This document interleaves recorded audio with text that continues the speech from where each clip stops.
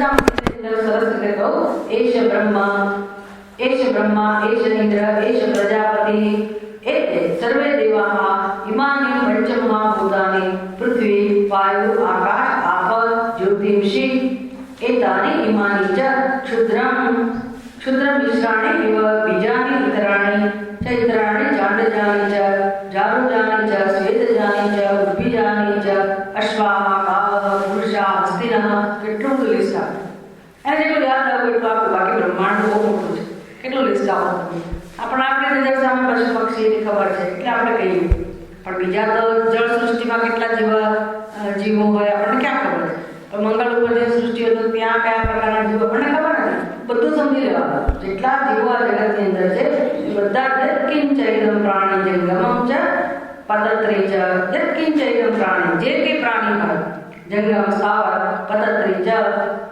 પક્ષીઓ વગેરે સર્વમ તત્ પ્રજ્ઞાનેત્રમ આ બધાનું અધિષ્ઠાન જે મારું અધિષ્ઠાન નક્કી થયું બ્રહ્મ જેના માટે પ્રજ્ઞાન શબ્દ વાપરવામાં આવ્યો એ બધા જીવોનું જળ ચેતન બધી ઉપાધિનું અધિષ્ઠાન પણ એ જ આત્મા છે જે મારું આત્મા સ્વરૂપ તરીકે પ્રાપ્ત થયું એ જ બધા આત્મા છે અને એમાં જ આખું જગત પ્રતિષ્ઠિત છે પ્રજ્ઞાને પ્રતિષ્ઠિતમ પ્રજ્ઞાનેત્રો લોકઃ એટલે અધિષ્ઠાન એટલે શું?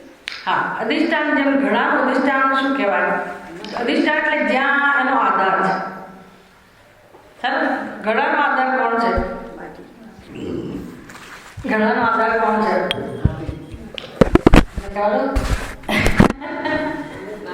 કારણ કે હવે આધારના બે શબ્દો અર્થ છે પાછા ઘડાનો આધાર લેવલ ના કહેવાય બે જણ હા આધાર એટલે જેના ઉપર રાખી શકો તો ટેબલ પણ આધાર કહેવાય ને ઘણા આધાર ટેબલ પણ કહેવાય તો પછી કયો આધાર સમજવો માટી સમજવું કે ટેબલ સમજવું ખરો એટલે અધિષ્ઠાન એટલે જુદી વસ્તુ અધિષ્ઠાન શબ્દ એટલે વપરાય કે આને આધાર કહેવાય તો અધિષ્ઠાન કહો તો પછી ટેબલ અધિષ્ઠાન ના કહેવાય અધિષ્ઠાન એટલે પછી માટી કેમ તો કે એ ઘડો જ્યાં હોય ત્યાં જેની સાથે હોય એના અધિષ્ઠાન એટલે ઘડો બીજી જગ્યાએ પણ હોય તો પછી આધાર તો ગમે તે હોય શકે પણ અધિષ્ઠાનથી ઘડો જુદો હોઈ શકે નહીં એવી રીતે જગતના દરેક પ્રાણી દરેકના કોઈ પણ હોય એ જ્ઞાનથી ભિન્ન હોઈ શકે નહીં એટલે જ્ઞાન જ બધાનું અધિષ્ઠાન થયું એટલે જ્ઞાનના બનેલા છે અધિષ્ઠાન એટલે શું જ્ઞાન હોય જ્ઞાન સ્વરૂપ છે દરેક વસ્તુ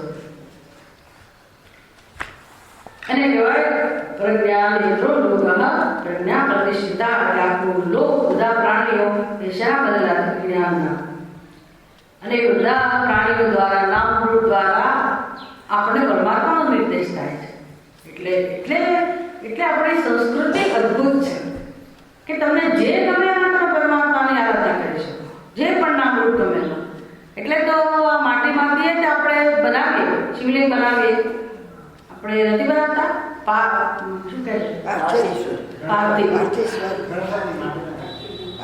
મેઇન તો શિવજી બનાવે ને પાર્થિવ લિંગ માટીમાંથી સીધું લઈને બનાવે પહેલાના જમાનામાં બહેનો બધી શ્રાવણ મહિનામાં વ્રત કરે નદી કિનારે જાય સમુદ્ર કિનારે જાય પછી સ્નાન વગેરે કરી અને પછી જે માટી હોય ને એમાં એ જ લઈ અને પોતાના જ આસપાસ શિવલિંગ બનાવે રાવણની માતા બહુ ભક્ત એટલે એને શિવજી માટે બહુ પ્રેમ આવે પછી એમાંથી આપણી કથા આવે છે કે રોજ એની પૂજા કરે ધ્યાન કરે પછી શિવજીનું એમાં હવે આપણે કહેવું છે કે માટીમાંથી શિવલિંગ તમે જ બનાવ્યો ખરું ને અને શેમાંથી બનાવ્યું ધૂળમાંથી માટીમાંથી ભગવાન તમે માટી તિરસ્કારને પાત્ર છે ને માટી તુચ્છ વસ્તુ પણ માટી લઈને આપણે ભગવાન બનાવે એની સ્થાપના કરીએ એની પૂજા કરીએ આરાધના કરીએ અને એ આપણને ફળ આપે છે એવું કઈ તો બને આ બધું ખોટું છે બીજા લોકોને ખોટું લાગે બીજા સંપ્રદાયવાળા પણ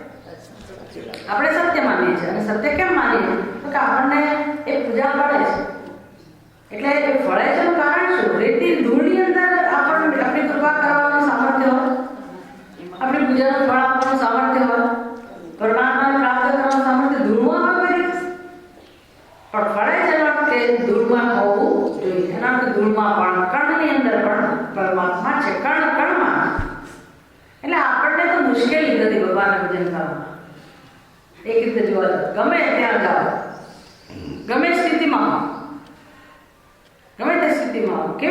ગજબની સંસ્કૃતિ છે અને કોઈ પણ રીતે એના તેના પ્રકારના આપણી બુદ્ધિને પરમાત્મા સાથે જોડવી એ જ પ્રયોજન છે આપણી સંસ્કૃતિ.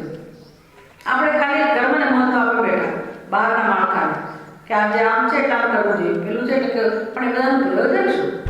તમામે તમામ સંસ્કારો, જીવને જે સંસ્કાર આપવા હોય છે બધા સંસ્કારની પાછળનું પ્રયોજન શું? તો કે સંસ્કાર આપનારને ખબર પડે કે એનું સત્ય પરમાત્મા છે અને જેના ઉપર સંસ્કાર થાય છે એ જીવને પણ કોઈક રીતે ઈશ્વર સાથેના ઐક્યના સંસ્કાર મળે. આવું જ આપણે ઈશ્વરને જીવનારા છે. અને નાગપંચમીના દિવસે હવે એનો શું કરતી હોય? હવે તો નહીં કરતી હોય, પણ નાગપંચમી દિવસે કોની પૂજા કરવા જોઈએ? તમે કયા નાગને પકડવા જવાનું? મહારાષ્ટ્રમાં એક ગામ એવું છે કે બધા જાય અને કાઢી લાવે, ગળામાં હાર રાખી જતા હોય એક સાથે. પણ એના જુદા પ્રકારના છે, ગરડે નહીં, જુદા પ્રકારના અને ટ્રેનિંગ. પણ બાકી અહીંયા આપણે નાગપંચમીની પૂજા હોય તો શું કરે? નાગનું ચિત્ર ક્યાં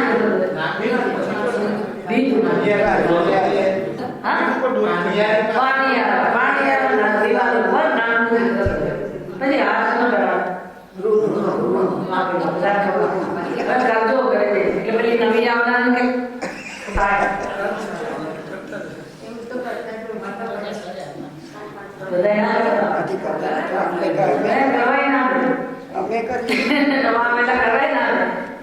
જૂનું સંસ્કૃતિ તમે જેમ રિવાઇવ કરવા ઈચ્છતા હો આ બધું આપણી પરંપરા છે, અંધશ્રદ્ધા નથી.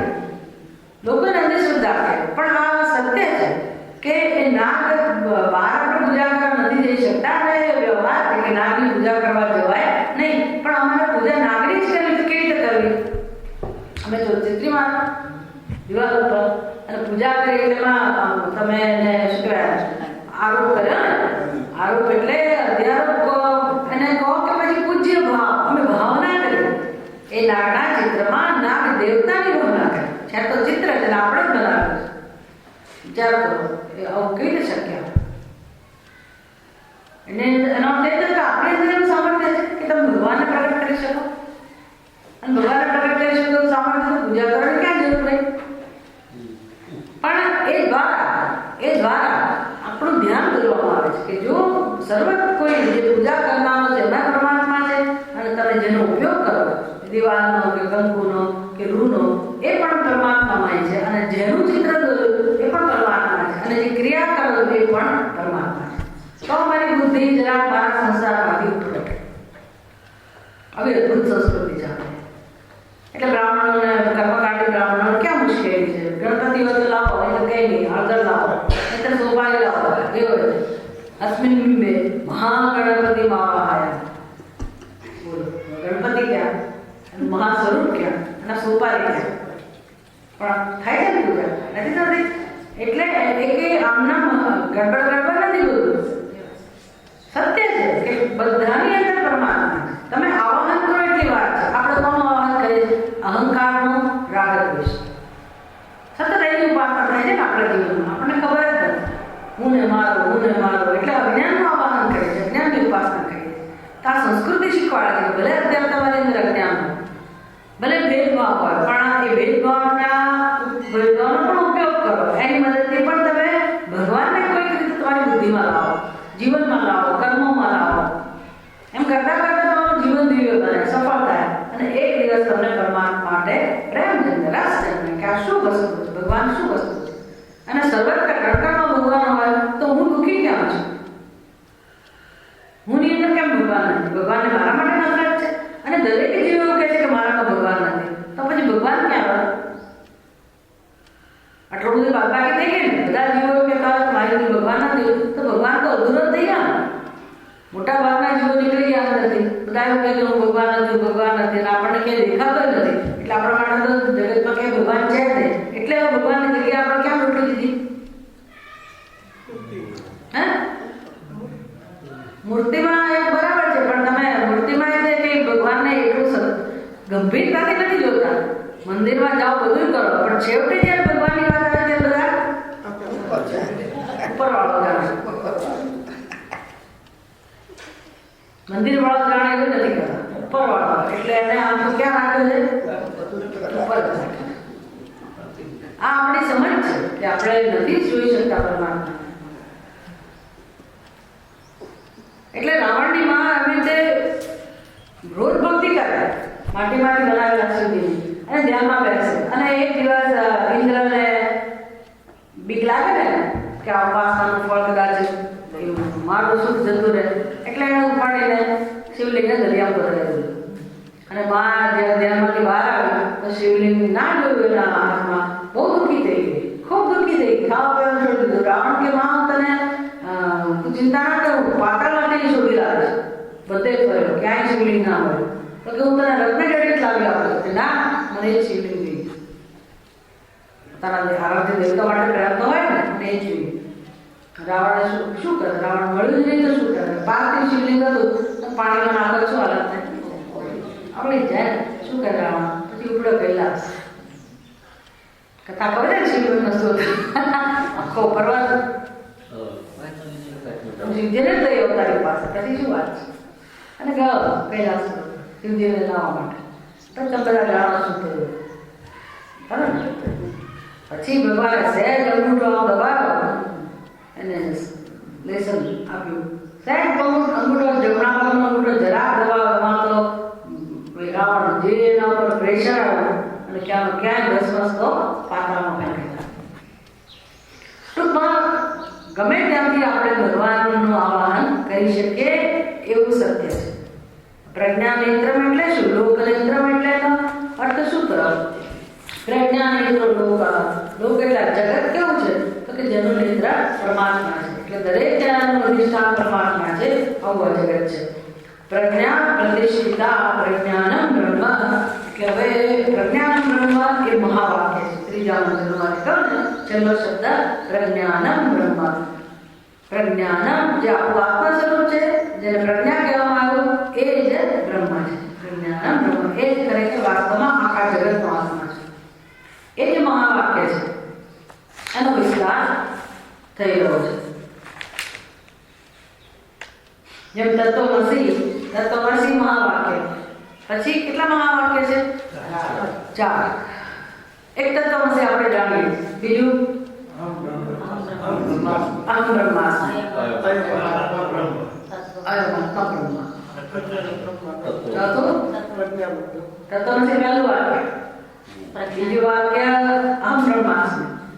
ક્રમ નથી, ક્રમ ગમે તે હશે, પણ આ આપણે શરૂ કર્યું. તત્વમસી એ પહેલું ગણો, બીજું અહમ બ્રહ્માસ્મિ ગણો, ત્રીજું અયમાત્મા બ્રહ્મ ગણો, અને ચોથું વાક્ય છે પ્રજ્ઞાનમ બ્રહ્મ. એ આ અક્ષરમાંથી આવે છે, પ્રજ્ઞાનમ બ્રહ્મ.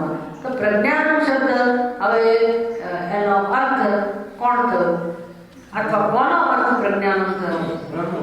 ના, આ બધું સંશોધન કર્યું આપણે. હુંનું વ્યષ્ટિ હુંનું કર્યું ને, હું કોણ છું, જે ઉપાધિને હું કહું છું, એનું બધું આપણને વિશ્લેષણ કરીને સમજાવ્યું કે તમારી અંદર તમારું ખરું સ્વરૂપ કયું પ્રાપ્ત થાય છે? પ્રજ્ઞા. કારણ આત્મા, આપણું આત્મા સ્વરૂપ એ જ આપણું સત્ય શુદ્ધ આત્મા. એના માટે શબ્દ કયો વપરાય? પ્રજ્ઞા. તો પછી આ જોનારું કોણ, સાંભળનારું કોણ, અને જેનાથી સંભળાય છે કોણ, જેનાથી દેખાય છે કોણ? શું જવાબ આવે? એ જ પ્રજ્ઞાન ઉપાધિ દ્વારા અભિવ્યક્ત થાય છે. એટલે ભિન્ન ભિન્ન જણાય છે. કાન દ્વારા અભિવ્યક્ત થાય જ્ઞાન, ત્યારે સાંભળ્યું અને સાંભળનારો આવી આપણને એક પદવી મળે છે પ્રજ્ઞાન.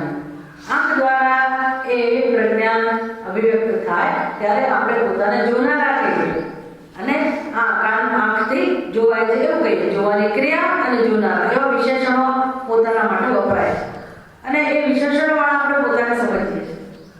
પણ હું સાંભળનારો શેને કારણે છું, હું જોનારી શેને કારણે છું, શેને કારણે બધું થાય છે? છેવટે હું કોણ છું એ તો સમજવા મળે ને. છેવટે હું કોણ છું, હુંનું તત્વ આટલું જ આપણને પ્રાપ્ત થાય છે. બાકી બધું જ વિશેષતાના રૂપમાં છે, બધું જ અધ્યારો છે, બધું દ્રશ્ય છે. અને સાક્ષી રૂપે જે અનુભવાય છે, સમજાય છે, એ શુદ્ધ આત્મા, જ્ઞાન સ્વરૂપ આત્મા, એનો જ અનુભવ થાય છે, જે આપણે પ્રગટ કરતા નથી, જે સ્વયં પ્રકાશ, જે સહજ રૂપે અનુભવાય. એના માટે પ્રજ્ઞાનો શબ્દ વપરાય. હવે તત્વમસીમાં આપણે આવું કરીએ છીએ. 3 શબ્દો છે, તત્, ત્વમ અને અસી.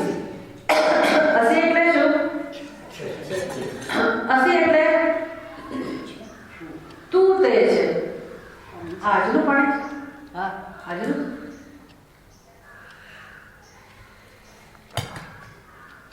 ગરમ પાણી છે. તું તે છે બરાબર. તત્વમસીમાં કેવું છે? તું તે છે એટલે તત્ તમ આ બે પદ છે એ બંનેનું જે ઐક્ય છે એને અસી કહેવાય. અને અસી શબ્દ કેમ વપરાયો?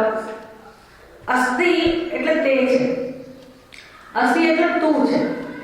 એટલે અસી એ બીજો પુરુષ એક વચન છે. અસ એટલે હોવું, અસ ધાતુ એટલે હોવું. એમાં એના રૂપ બનાવો તો જેમ ગચ્છામી ગચ્છાવહ ગચ્છામહ રૂપ બને એવી રીતે હું છું તો એ સંસ્કૃતમાં શું કહેવાય? અસ્મિ. અસ્મિ પછી અમે બે અને અમે બધા આવા રૂપ ચાલે. પછી તું છે, તમે બે અને તમે બધા, હું તું, પછી કોની વાત આવે? તેની. તે છે, તે બે જણા અને તે બધા આવી રીતે રૂપ બને. કારણ કે આવા અવ્યવહાર છે. પહેલો પુરુષ એક વચન, દ્વિવચન, બહુવચન. બીજો પુરુષ એક વચન, દ્વિવચન અને બહુવચન. ત્રીજો પુરુષ એક વચન, દ્વિવચન અને બહુવચન. આટલું વ્યાકરણ ગુજરાતી બધા જાણે છે.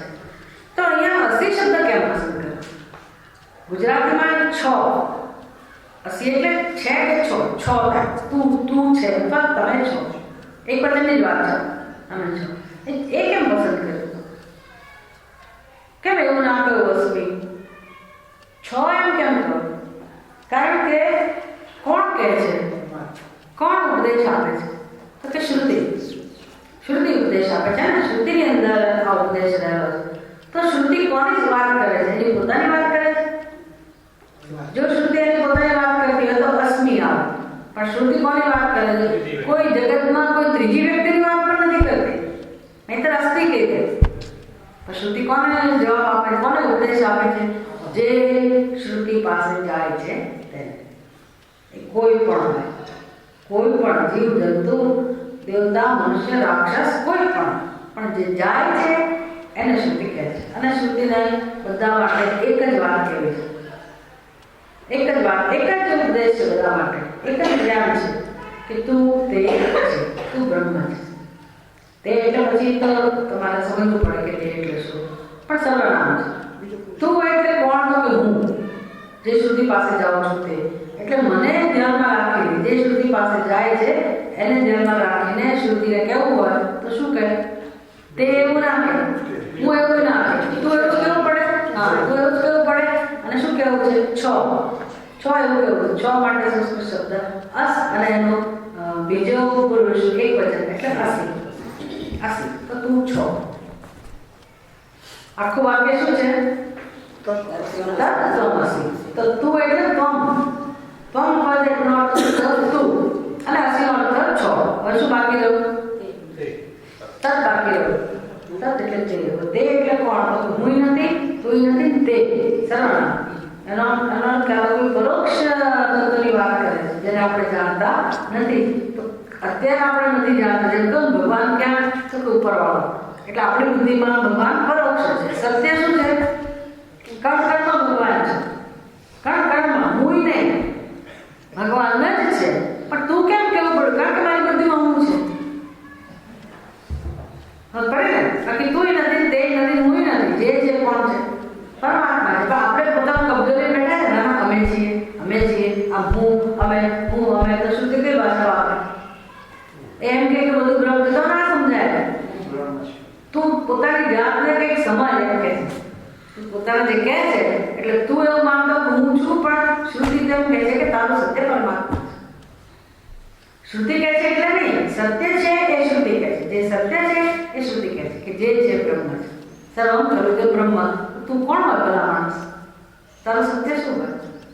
પરમાત્મા જ હોય ને. શું હોય? તમે કોઈ માની લેવાનું. તમારી હાલત જુઓ. વાત સાચી. તમારી હાલત તમે કરી છે. તમારી હાલત તમે કરી છે. કહી શકાય શું? આજનો પ્રશ્ન નથી, જન્મથી છે. અને તમારે એક જન્મમાં આ વિશે ચિંતન કરવું નથી, વિચારવું નથી. તો શું હોય? તમે તમારી રીતે વિચાર્યા કરો. તમારી જાતને મહાન સમજો. અમારું જ્ઞાન તમને મુબારક. તમે પોતાના જીવ સમાજતા બીજું કોઈ તમને આ પ્રમાણનો ખ્યાલ સુધારી શકે એમ નથી, કારણ કે બધાની બુદ્ધિમાં આવો જ ખ્યાલ છે. એટલે હું જીવ અને તમે જીવ, એટલે હું દુઃખી બધા દુઃખી, તો કરું છું આવો ભાઈ હરખા આપણે બે ખબર છે કે આવું ક્યાંથી પડે? આવો ભાઈ હરખા ક્યાંથી પડ્યું? ભિખારી બિચારો એકલો ભીખ માંગતો હશે ફૂટપાથ ઉપર, પછી મળી આવે એની જરૂર કોઈ તો કે બિચારો એ પહેલો કહે છે કે મારી હાલત બહુ ખરાબ, તો કે બેસ કોઈ છે મારી હાલત, મારે નોકરી ધંધો નથી, મારે આમ કોઈ બેસ મારી આવે છું, હું છું નકામો અને કોઈ મારી સાથે બેસ, બે જણા સાથે ભીખ માંગશે. એ લોકોમાં આવી ટેરિટરી હોય કે એ ભિખારી લોકોને પણ એ જ્યાં બેસતા હોય ને તે બીજા ના બેસી શકે એવું હોય. ફૂટપાથ ઉપર સુઈ જનારા હોય ને એને એવું હોય. આપણને એમ કે આપણે ઘરના લોકો જ આવું કરતા હશો કે મારા ઘરમાં બીજા નહીં, પણ એ લોકો જ્યાં રહે છે એનું ઘર, એટલે ત્યાં બીજું કોઈ સુઈ જાય તો એને ના ચાલે, એના માટે ઝઘડો હોય. ફૂટપાથ કોની છે? કોઈની છે, પણ સુઈ જાય એની ફૂટપાથ, એટલે પછી ત્યાં એને હું મારી જગ્યા કહું. આપણે પેલું કરવું પડશે એવું લાગે છે, આજે આવવાની સંભાવના ના હોય.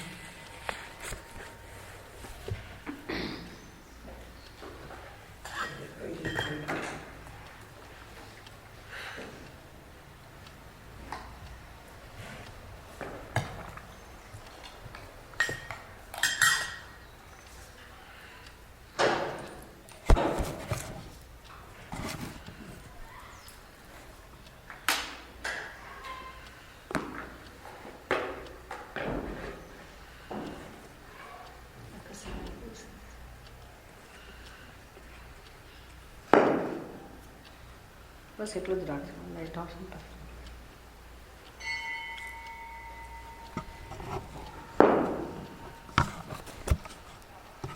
એમ આપણો સંસાર ચાલે છે આ રીતે, હું દુઃખી અને તું પણ દુઃખી, બધા દુઃખી જ છે. તો કેમ જીવન જીવવું? તો કે સાથે જીવીએ, એટલે લગ્ન કરીએ. આ ખબર નહોતી, એ તો કહું છું હું. ખબર તો શું હતી? લગ્ન કરીશ એટલે હું સુખી થઈ જઈશ. પહેલા એમ કે હું લગ્ન કરીશ એટલે સુખી થઈ જઈશ, અને એમ કે હું લગ્ન કરીશ. એ બંને શું વિચારે કે પહેલો મને સુખી કરશે, પહેલો શું વિચારે પહેલી મને સુખી કરશે. પણ બંને યાત્રા કરનારા, યાત્રા સાથે શરૂ કરનારા બંને કેવા છે? જ્યારે સુખની અપેક્ષા રાખે ત્યારે કેવા હોય? દુઃખી જ હોય ને. તો પછી કોઈ કોઈને સુખી ના કરી શકે એમાં કોનો વાંક છે? હે, કોઈનો વાંક છે? બધા દુઃખી જ છે, તો કોણ કોને સુખી કરે? તમે ઝઘડા કરો કે ભાઈ તમે મારા માટે શું કર્યું, પેલી કે તમે મારા માટે શું કર્યું, તમે ક્યારે રસ લીધો, આ જ ચાલતું હોય. ઘટપણ આ જ ચાલતું હોય. પછી જીવે બધા આપણે ત્યાં, એવું ના હોય કે છૂટા પડી જાય, જીવે પણ બધું ચાલે. 36 નંબર એવું કે ને ચાલે. પણ આવું જ છે, પહેલા આવું હતું. એવું નહોતું કે એક જમાના બધા રામચંદ્રજીના જમાનાથી શરૂ કરીને બધે પ્રશ્નો તો હતા જ, છેક સુધી બધાના જીવનના પ્રશ્નો છે. એ તો ભગવાન તો પોતાનું કામ કરવા આવ્યા હતા, પણ માણસના જીવનમાં પ્રશ્નો છે. એનું શું કારણ છે? માણસ પોતે દુઃખી જ છે. દુઃખી માણસ બીજાને સુખ કેવી રીતે આપી શકે? સીધી વાત છે. એટલે ખૂબ બધી સમજ જોઈએ કે છતાંય આપણે ત્યાં વ્યવસ્થા છે, ગૃહસ્થ આશ્રમ નહીં તો શેના માટે છે? એટલે મુખ્ય સિદ્ધાંતને પકડીને આપણી સંસ્કૃતિ ચાલે છે કે સુખ, શ્રુતિને ખબર છે કે દુઃખી માણસ છે, માણસને સુખ જ જોઈએ છે, સુખ જ એની જરૂરિયાત છે. શ્રુતિ જાણે છે કે સુખ એનું જ સ્વરૂપ છે, આપણે જાણતા નથી.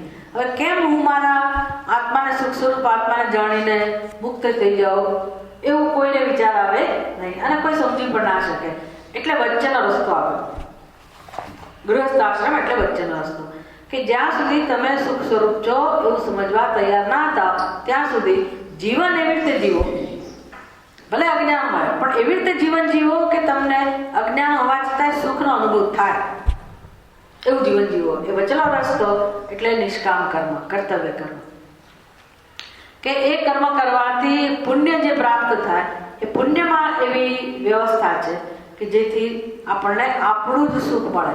ભલે બુદ્ધિ એવું કહે કે સુખ બીજાને કારણે મળ્યું, સંબંધોમાંથી મળ્યું, કે કર્મફળમાંથી મળ્યું, કે અન્યત્ર મળ્યું, પણ આત્મામાંથી જ સુખ મળે એવી વ્યવસ્થા ઉત્પન્ન કરવાનું સામર્થ્ય પુણ્યની અંદર છે. એટલે પુણ્ય કરવા અને બીજો કયો સિદ્ધાંત છે કે સુખ, હું એવું માનું છું કે હું દુઃખી છું, પણ સત્ય તો એ છે ને કે હું સુખ સ્વરૂપ છું. તો સુખનો અનુભવ એ મારી જરૂરિયાત છે. તો એના બે ઉપાયો છે. કાં તો હું સુખ સ્વરૂપ આત્માને જાણી લઉં તો સુખનો અનુભવ થાય, જે હમણાં શક્ય નથી. જે હમણાં શક્ય નથી. એટલે બીજો કયો ઉપાય છે? ભલે હું મારી બુદ્ધિ એવું કે મારી પાસે સુખ નથી, પણ હું શાસ્ત્રના ઉપદેશને ધ્યાનમાં રાખીને જીવન જીવું. શાસ્ત્રનો ઉપદેશ છે તમે સુખ આપો, તમે સુખ આપો. એ શીખવું પડે. હવે તમે એમ કહો કે ભાઈ હું સુખી હોત તો સુખ આપત ને, એવું નથી. તમે સુખ આપવાનું શરૂ કરો, બસ એવું. એ જાણી લો કેમ સુખ આપવું. કારણ સમય ગમે તે હોય, ઘરની વ્યક્તિ હોય, બહારની વ્યક્તિ હોય, પડોશી હોય, પશુ હોય, પક્ષી હોય, ગમે તે કેમ ના હોય, તમે જરા પણ કોઈકને સુખ આપો. જો આ તમે અમલ કરશો તો તમને અનુભવ શેનો થશે? એ રહસ્ય ખબર નથી આપણને. પછી વિચાર કરવો પડે કે હું તો એવું માનતી હતી કે સુખ તો છે જ નહીં, સુખની જરૂરિયાત વાળી હું સમજતી હતી, તો સુખનો અનુભવ કેમ થાય છે મને? જો હું સુખી હોત નહીં તો સુખનો અનુભવ કેમ થાય છે? શ્રુતિ જાણે છે કે તારી પાસે સુખ જ છે, સુખ સિવાય કશું નથી. કારણ કે અંદર અક્કલ ગરબડ છે એટલે સમજાતું નથી. પણ તું વ્યવહાર કર, વ્યવહાર એવો કર કે જાણે કે તું સુખી જ છે અને બીજાને સુખ આપ. બીજાને સુખ આપવું હોય તો મારે શોધવું પડે કે કોને શેની જરૂર છે. ખરું ને? કોણ શેનાથી સુખી થશે? કોઈને તમે ખાલી સ્માઇલ આપો તોય કોઈ ખાલી પૂછો બા કેમ છે. અક્કલ વગરના લોકો, આજકાલના મૂર્ખ લોકો ગુમાવે છે કે ઘરમાં વૃદ્ધ હોય છતાં એની સામે જોતા નથી, બેસતા નથી. એ લોકોની શું જરૂરિયાત હોય વૃદ્ધાવસ્થામાં? તમે હજી વૃદ્ધ નથી થયા એટલા અને જલ્દી સ્વીકારશો નહીં, પણ અનુમાન કરો કે જે વ્યક્તિ એકદમ વૃદ્ધ થઈ હોય એની હવે શું જરૂરિયાત હોય? જો એ કહે ને, જો કોઈને કહે ને મોટે ભાગે, તો એની કોઈ જરૂરિયાત નથી. એની એક જ જરૂરિયાત હોય કે કોઈ મારી પાસે બેસે અને મને પૂછે કે કેમ છે. આટલી જ જરૂરિયાત હોય. તો ભાઈ તને હવે સમજાવ્યું કે તારી જરૂરિયાત આટલી જ છે. આખી જિંદગી શું કામ દોડધામ કરી? એ હવે એને વેડફી નાખ્યું. છેલ્લે એને સમજાવ્યું કે મને પકવાન નહીં મળે તો ચાલશે, બીજું ભલે દાળ રોટલી મળે પણ કોઈ પ્રેમથી આપે. તો હવે અત્યારે વૃદ્ધાવસ્થામાં તમારી જરૂરિયાત કોઈ પ્રેમથી આપે એ છે? આખી જિંદગી શું જરૂરિયાત હતી? પ્રેમની જરૂરિયાત હતી ને, પણ એ વખતે તમને નથી ખબર પડી કે તમારી જરૂરિયાત પ્રેમની છે. એટલે તમે આમ તમારું જીવન વિતાવી નાખ્યું અને હવે ખબર પડી કે બસ કોઈ મને ખાલી પૂછે, મારા પર રસ લે, એટલી જ મારી જરૂરિયાત છે. તો હવે બાકીના લોકો એટલું સમજી લેતા હોય કે તમે આટલું તો કરો તો એને કેટલું પુણ્ય મળે, કેટલી શાંતિ થાય ને સાથે જીવનાર વ્યક્તિને. કોઈ સમય નથી, કોઈના સમય નથી કે સેવા કરીએ એટલે કંઈ જરૂર નથી કે તમે એનું. ઘણા લોકોને સેવાની જરૂર નથી હોતી, પણ તમે સાથે બેસો, એનો સમય અને એમાં રસ લો તો એને તમે સુખ આપ્યું કહેવાય. જ્યારે સમય મળે ત્યારે. અને જેવી જરૂરિયાત, તમે કોઈ બીજા નબળા માણસો હોય તો એને એ રીતે મદદ કરો. કોઈ ભણેલું ના હોય ને એને જીવનમાં સંઘર્ષ થતો હોય તો એને થોડી ઘણી એ રીતે મદદ કરો. કોઈ પણ રીતે આપણે આપણા જીવનનો વ્રત લઈએ કે બીજાને આપણે ઉપયોગી થવું, એનું નામ છે સુખ આપવું. એ માણસ દુઃખી હોય જ નહીં. જે બીજાને ઉપયોગી થતો હોય ને, જેના જીવનનો મંત્ર થઈ ગયો હોય ને, એ માણસ સુખી જ હોય. નોબડી કેન ડિસ્ટર્બ હિમ. કોઈની તાકાત નથી કે એને દુઃખી કરી શકે. કેમ? તો કે હવે એને ચાવી મળી ગઈ કે મારે સુખી થવું તો આ જ ઉપાય છે. તો જગતમાં ખોટ છે દુઃખી લોકોની? ચારે બાજુ લોકો કેવા છે? દુઃખી જ છે. તમે તમારાથી એમને કોઈક ને કોઈક રીતે હેલ્પફુલ થાઓ, પણ મોટે ભાગે લોકો પોતાનામાં જ વ્યસ્ત હોય એટલે એને જણાતું જ નથી કે અમારે આમ કરવું જોઈએ. ખબર ને, માણસ મોટો થાય એટલે પોતાનો પરિવાર, પોતાના બાળ બચ્ચા, એટલે પેલું જૂનું બધું વડીલો હોય બધા ભૂલાય છે. આવું છે. ઠીક છે. ટૂંકમાં આપણે આટલું સમજાવ્યું કે આ પ્રેમ કે આ જ્ઞાન એ જ જગતની પ્રતિષ્ઠા છે, એ જ એનો આધાર છે.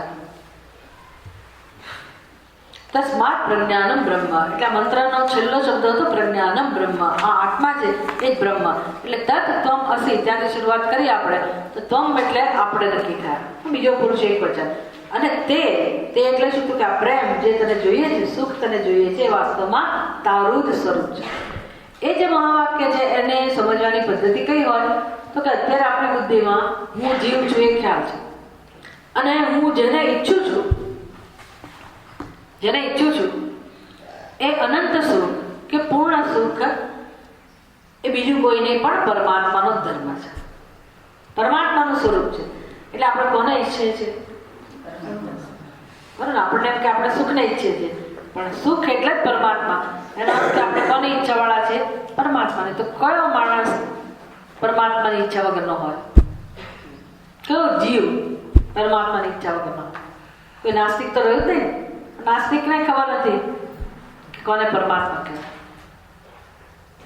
એટલે આવા મંદિરમાં રહેલા પરમાત્માને નહીં માનતો હોય એવું બની શકે. તો ઓકે, તું જેને પરમાત્મા નથી માનતો હું એને નથી માનતો કહી શકાય આપણે કે અમે પરમાત્માની વાત નથી કરતા. અમે ખરા કયા પરમાત્માની વાત કરીએ છીએ?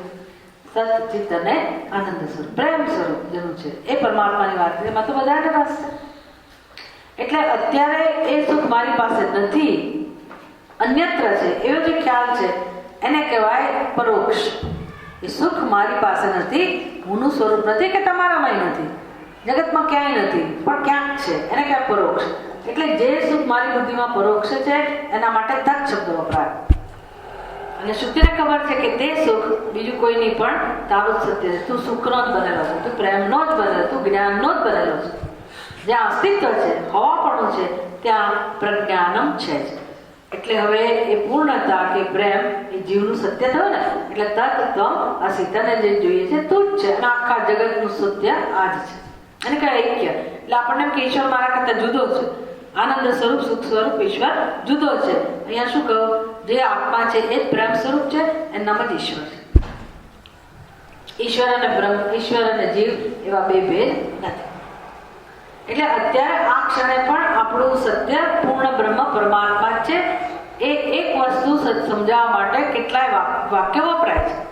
4 વાક્યો પસંદ કર્યા. એમાં આ ઉપનિષદનું વાક્ય છે પ્રજ્ઞાનમ બ્રહ્મ.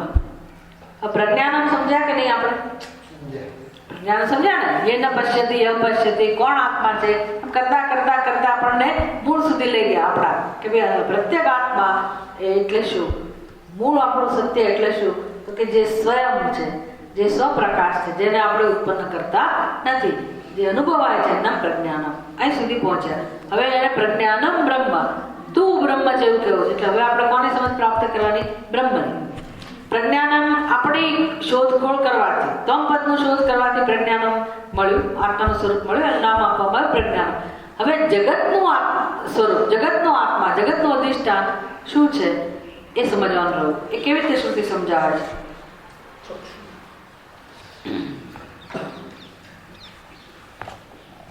સોમા શ્લોકમાં તો કહું પ્રજ્ઞાનમ શુદ્ધ ચિદ્રૂપમ આસીત યત સૃષ્ટિતઃ પુરા તસ્મિન પ્રતિષ્ઠિતમ સર્વમ માયા ઉત્પાદિ તત્વતઃ.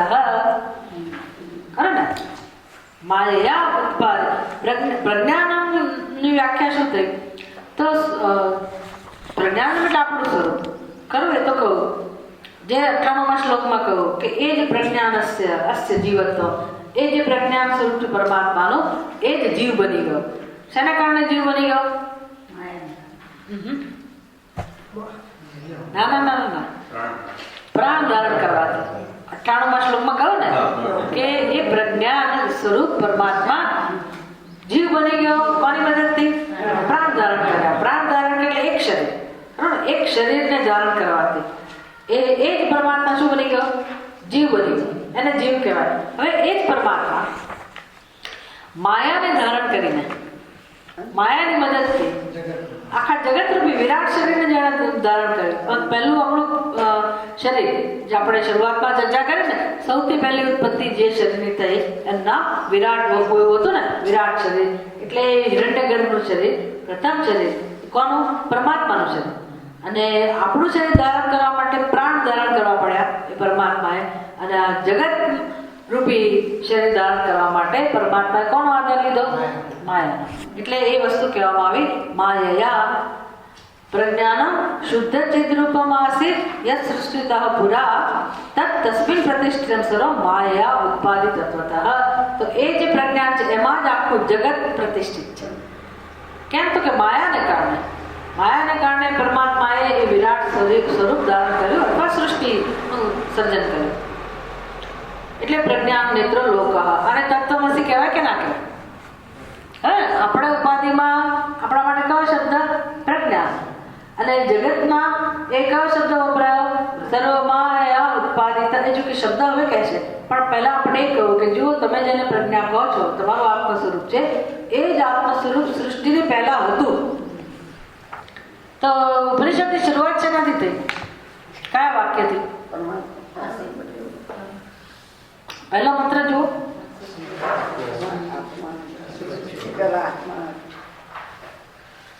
પહેલો શ્લોક કયો છે?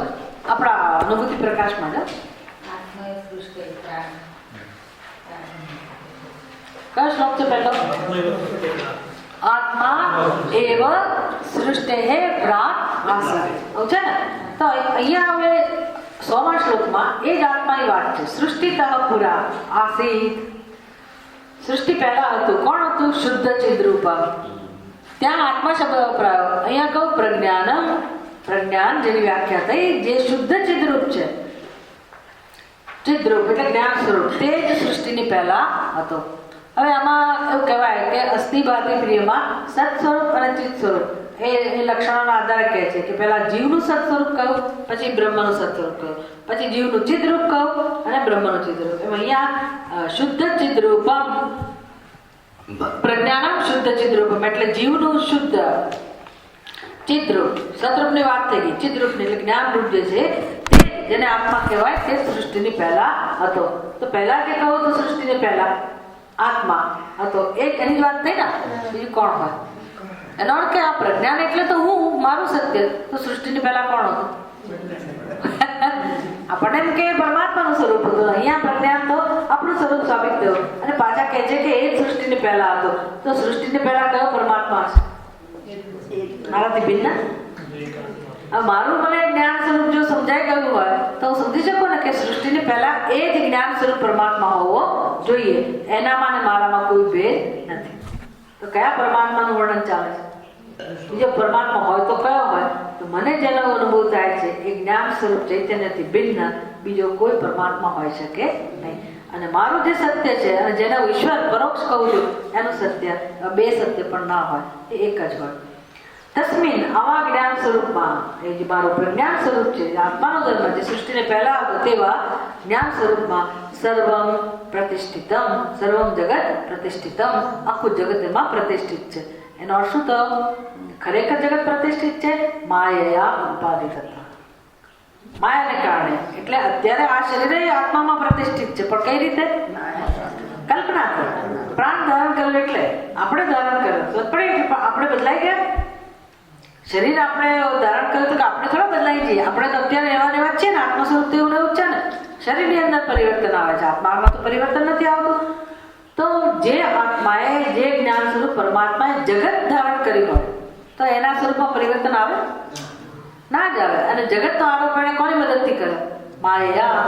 તો માયાથી જે ઉત્પન્ન કર્યું હોય તો જાદુગર માયાથી કેટલા બધા જાદુ બતાવે, કેટલા ખેલ બતાવે, પણ એના સ્વરૂપમાં કોઈ પરિવર્તન આવે? જો પરિવર્તન આવતું હોય, તો એ તો ટુકડો હતો ને કાગળનો. કાગળના ટુકડાને શું કરી બતાવતો? 5000ની નોટ બહાર પડી છે કે પડવાની છે, મારી લો એ 5000ની નોટ હોય તો કાગળના ટુકડાને શું બતાવે? 5000ની નોટ બતાવે. તો પછી હવે એના પરિવર્તન આવી જતું હોત. એની જાદુ વિદ્યાર્થીએ જે સર્જન કર્યું એ નોટ એની જ હતી ને, કોણ લઈ જવાનું હતું? તો હવે એને ખેલ કર્યા પછી પૈસા માંગવાની જરૂર પડે. બિલ પૂરો થાય એટલે પૈસા માંગવા આવે છે ને. એટલે ભાઈ હમણાં તો નોટો બનાવી છે, જરા થપ્પીઓ બાંધી દે ને, ખરું કે મને આપજે ભાઈ, તું થોડી બનાવી માગે છે. કેમ? એનો અર્થ કે એના સ્વરૂપમાં કોઈ પરિવર્તન આવ્યું નથી. તો ભગવાન ગમે તેવી માયા શક્તિ લે, ગમે તેવું જગત ઉત્પન્ન કરે તો પણ પોતે અકબંધ રહી શકે. એના સ્વરૂપમાં કોઈ પરિવર્તન આવતું નથી. એ તો પૂર્ણ જ છે. એટલે વિવર્ત ઉપાદાન કારણ કહીએ છીએ આપણે. જેમાં કોઈ પોતાના સ્વરૂપમાં કોઈ પરિવર્તન આવતું નથી. આટલું મોટું જગત બનાવવા છતાં પણ એ પરમાત્મા નિર્વિકાર જ છે અને પૂર્ણ જ છે. અને એ પરમાત્મા બીજું કોઈ નહીં પણ આપણું છે તે સમજવાનું છે.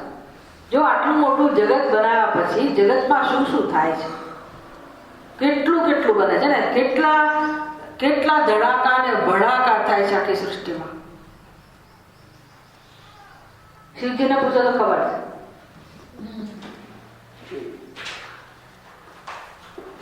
કેવું કેવું થઈ રહ્યું છે. તો ભગવાનને કેવું અસર થાય છે? આટલા બધા પરિવર્તનો આવે છે, કેટલા પ્રલય થઈ ગયા, કેટલી વાર સૃષ્ટિની ઉત્પત્તિ થઈ, કેટલી વખત જાતનો વિનાશ થયો, પણ પરમાત્માના સ્વરૂપમાં એનો કોઈ પ્રભાવ પડતો નથી. અને એ પરમાત્મા આપણું સ્વરૂપ હોય, આપણો આત્મા હોય, તો આપણે નાની વાતમાં દુઃખી થઈ જઈએ. આવું ના હોય. અત્યારે એ પરમાત્મા આપણા આત્મા સ્વરૂપે હોય તો અસંગ જ હોય, એને કશું સ્પર્શતું ન જ હોય. પણ આપણી બુદ્ધિ એવી થઈ ગઈ છે, ખ્યાલ આવે છે ને, બુદ્ધિ એમાં કઈ ગડબડ છે કે જેથી આપણે નાની નાની વાતમાં દુઃખી થયા કરીએ છીએ અને અનાદિકાળથી પોતાને એવા અલ્પતો સમજીએ છીએ. એટલે આપણે મોટે ઉપર આ શરીર ધારણ તો કર્યું, પ્રાણ ધારણ જીવ કરીને, પણ પછી શું હાલત થઈ ગઈ આપણી, કેવી હાલત થઈ ગઈ.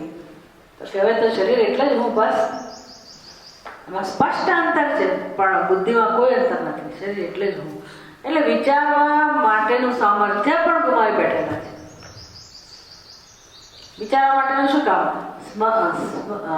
શ્રવણ માટેનું સામર્થ્ય પણ એટલી હિંમત પણ નથી કે હું આત્માનું શ્રવણ બધા શું સાંભળતા હશે, શેના માટે સત્સંગમાં જતા, શું કરતા હશે, ના સાંભળી શકે. તો આટલી તપશ્ચર્યા છે એટલે આપણે શ્રવણ કરી શકીએ.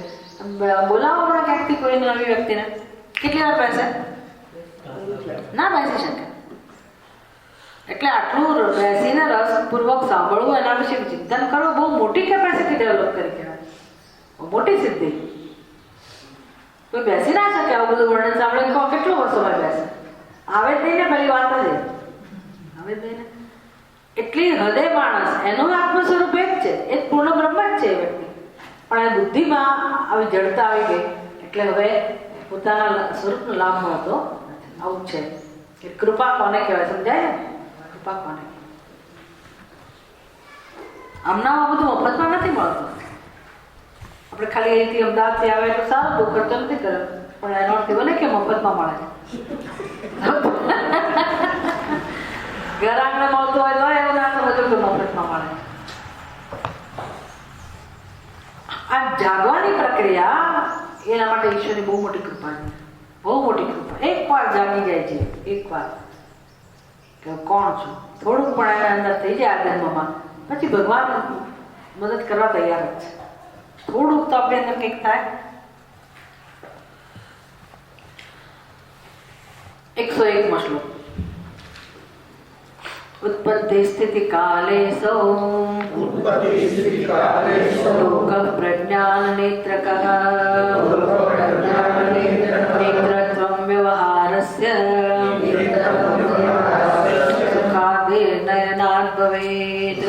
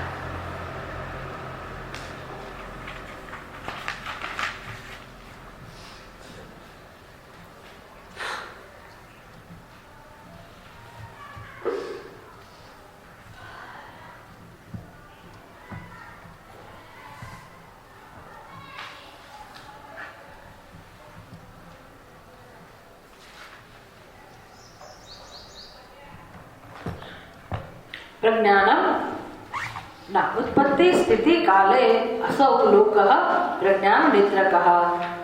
હવે એ સમષ્ટિ સ્તરે જેમ કે તત્પદનું શોધન, ઉત્પત્તિ સ્થિતિ કાલે અસૌ લોક. આ લોક એટલે કે જગત.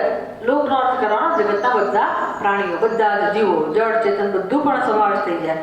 આ જે જગત છે એ આ પ્રજ્ઞાન નેત્ર કહા. આ જગત કેવું છે તો કે ખરેખર એ જ્ઞાન સ્વરૂપ જ છે અને જગતમાં સર્વત્ર જ્ઞાનની જ અભિવ્યક્તિ છે.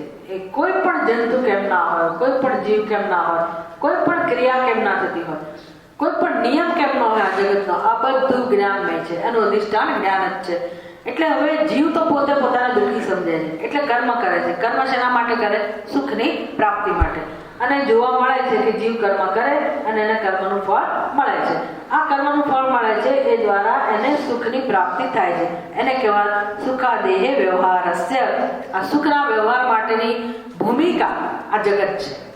જગત એક પ્લેટફોર્મ છે. દરેક જીવને સુખ પ્રાપ્ત કરવા માટે એક ભગવાને એને ભૂમિ આપી, પ્લેટફોર્મ, તક આપી. જો આપણે જન્મ્યા ના હોત તો તમે કોઈ કર્મ કરી શકત, કોઈ ઈચ્છા પૂરી કરી શકત? એટલે દરેક જીવને પોતાની ઈચ્છા પૂરી કરવી, કર્મ દ્વારા કર્મફળ ભોગવવું, વિષયો મેળવવા, વિષયનો અનુભવ કરવો, આ બધા માટે ભગવાને જગત બનાવ્યો છે. એને કહે સુખાદેહે વ્યવહારસ્ય. વ્યવહાર માટે, સુખની પ્રાપ્તિના વ્યવહાર માટે ભગવાને આ પ્લેટફોર્મ ઊભું કરેલું છે, જગતનું સર્જન કરેલું છે. તો હવે તમે જો એનામાં ચિંતન કરો, રસ લો કે આ જગત કેવી રીતે સુખની પ્રાપ્તિ કરાવે છે, વિચાર કરો તો તમે ક્યાં પહોંચો? પરમાત્મા. તમે કશું ના જાણો ને તો પણ સમજાય કે આ સુખ એટલે શું? તો કર્મફળ. પહેલા નહોતું, મેં કર્મ કર્યું અને એનું ફળ મને મળ્યું માટે હું સુખી છું. શૂન્યમાંથી અમે ઊભું કર્યું, નથી કહેતા? હા, શૂન્યમાં. એટલે પહેલા કંઈ નહોતું. એનો અર્થ એ થયો ને, પહેલા કંઈ નહોતું, પહેલા દુઃખ જ હતું અને અમે સુખ મેળવ્યું. કેમ મેળવ્યું? તો તમે કંઈક કર્યું. હવે તમે હોત જ નહીં, ભગવાન તમને શરીર જ ના આપ્યું હોય તો તમે કશું કરી શકો? અને કર્મનો સિદ્ધાંત ના હોત કે ભાઈ તમે કર્મ કરો ને એનું ફળ મળે, એવું સિદ્ધાંત ના હોત તોય સુખ ના મળે. તો હવે કર્મ કર્યું એમાં આપણે એકલા જ જવાબદાર છીએ કે ઈશ્વરની હાજરી જવાબદાર છે? અમે કોના મેં સુખ અમે શૂન્યમાંથી સર્જન કર્યું પણ તમે હતા એના માટે કોણ જવાબદાર છે? ઈશ્વર. કર્મની ભૂમિકા પ્રાપ્ત થઈ એના માટે કોણ જવાબદાર છે? ઈશ્વર. તમારી અંદર કર્મ કરવાની સૂઝ કોઈએ મૂકી એના માટે કોણ જવાબદાર? આવડત, શક્તિ, સામર્થ્ય એના માટે કોણ જવાબદાર? અને બીજું બધું કરો તો જગતમાં કેટલાય લોકો આ પાવડા ત્રિકમ લઈને રોજ નીકળે છે સવારે, કેટલી મજૂરી કરે છે, કેટલી મહેનત કરે છે, તો એને એ તો કેટલા સુખી હોવા જોઈએ? જે કર્મ કરે એને ફળ મળતું જ સુખી થતા જ એ કેટલા સુખી હોવા જોઈએ? એને કેમ એ પ્રમાણમાં નથી મળતું સુખ? એટલી માત્રામાં આટલી બધી મહેનત કરે છે, એટલી માત્રામાં સુખ નથી મળતું, તો કોઈ બીજો નિયમ કામ કરતો હોવો જોઈએ.